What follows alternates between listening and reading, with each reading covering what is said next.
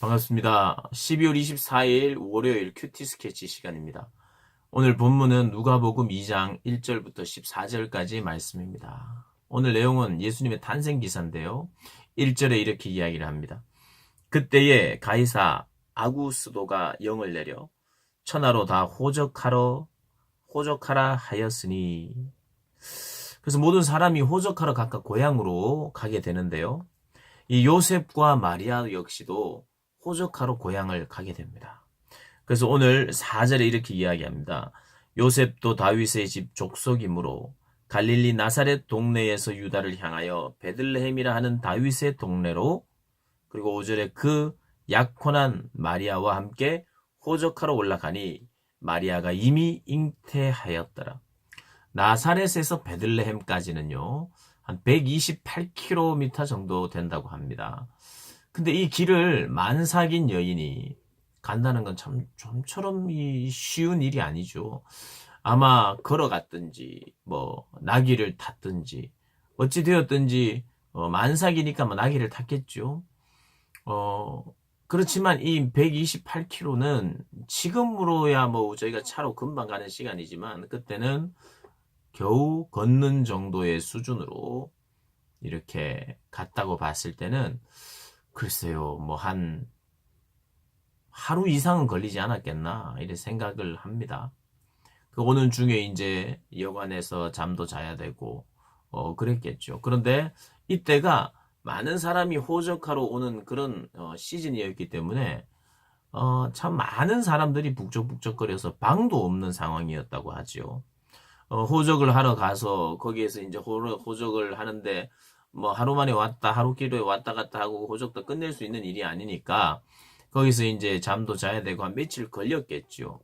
그리고 또 며칠뿐만 아니라 더 걸릴 수도 있겠죠. 그런데 오늘 본문은 해산의 때가 찼고, 그런데 호적하러 갔는데 여관이 없었다. 여관이 없었다.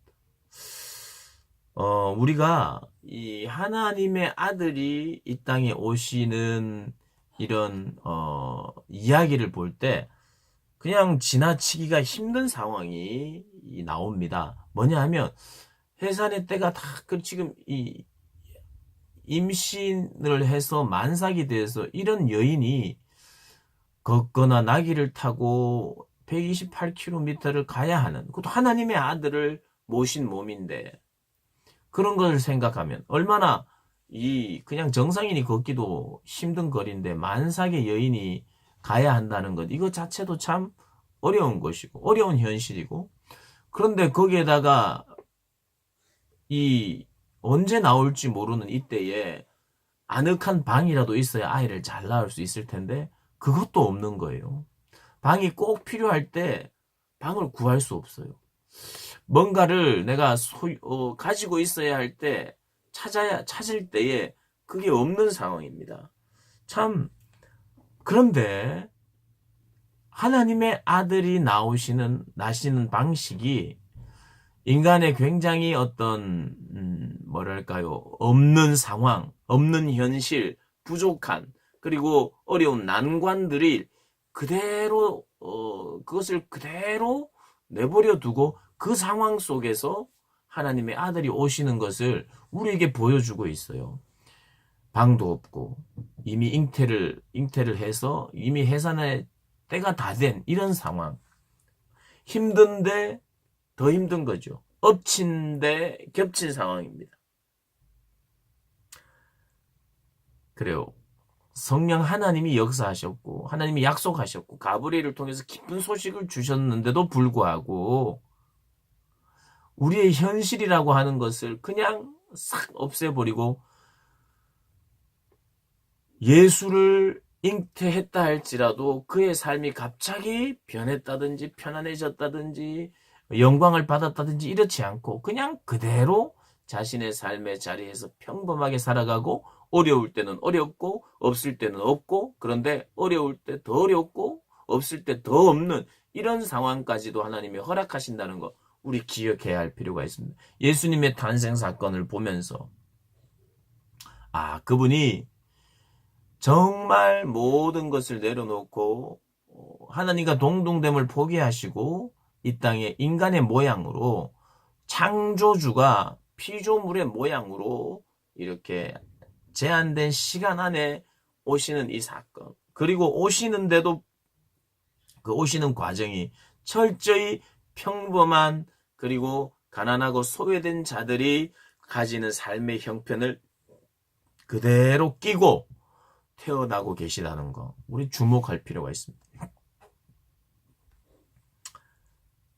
그런데 이 소식을 누가 가장 먼저 듣느냐? 목자들이 들어요.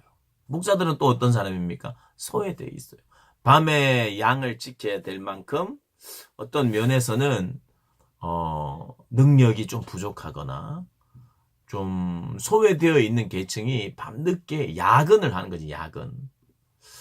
그런데 그들에게 천군 천사들이 나타나서 하나님의